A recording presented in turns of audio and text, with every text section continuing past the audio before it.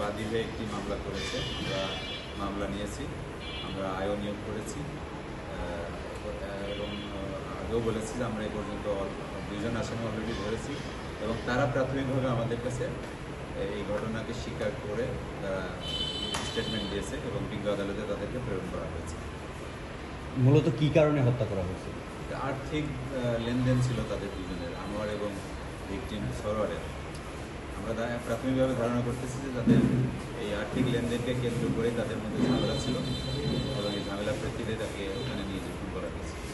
এটার সাথে কি আরও কেউ সম্পৃক্ত থাকতে পারে বলে এখন পর্যন্ত আমরা 2 জনকে পেয়েছি, আমরা ধরেছি 2 জনকে, তাদেরকে রিমান্ডের প্রেয়ার দেওয়া হয়েছে এবং বিজ্ঞ আদালত রিমান্ড প্রেয়ার মঞ্জুর করেছে। একজনের 3 দিন, একজন 2 দিন, এবং তাদেরকে আমরা রিমান্ডে নিয়ে এসে জিজ্ঞাসাবাদ করব এবং তখন আমরা বলতে পারবো যে আসলে আরও কেউ এর সাথে জড়িত কিনা। ধন্যবাদ।